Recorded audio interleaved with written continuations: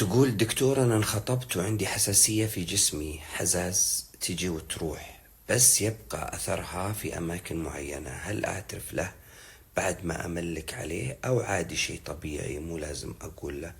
ويجيني شعور ودي أرفض بسبب ذا الشيء، ما ادري وش اسوي. والله شوفي، انا اشوف انه انا ما ادري اذا مناطق خفيفه وما يبان وانتي حساسيه، انتي حساسه وتحشون كأنثى، تشوفين بعض الاشياء ممكن تاثر ما تاثر.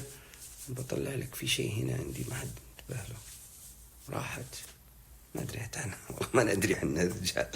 فانتي هل هو موجود مو موجود، أثره قوي كبير جدا؟ إذا أثر خفيف ولا شيء لا. شيء ثاني إنك راجعي طبيبة اسمه أطباء جلدية وشوفي وش يقولون لك، وهل يعطونك كريمات معينة أو شيء تضبط توحد أشياء.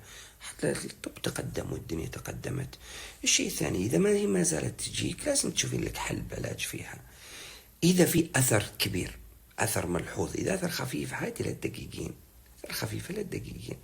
إذا أثر فعلا يعني مزعج أو مقزز أو شيء، تقولين هي من ملكة، قولي له وأنت من السواليف. والله رحت للدكتورة ليش؟ والله جتني حساسية وطلعت أثر بجسمي ورحت أشوف وش السالفة.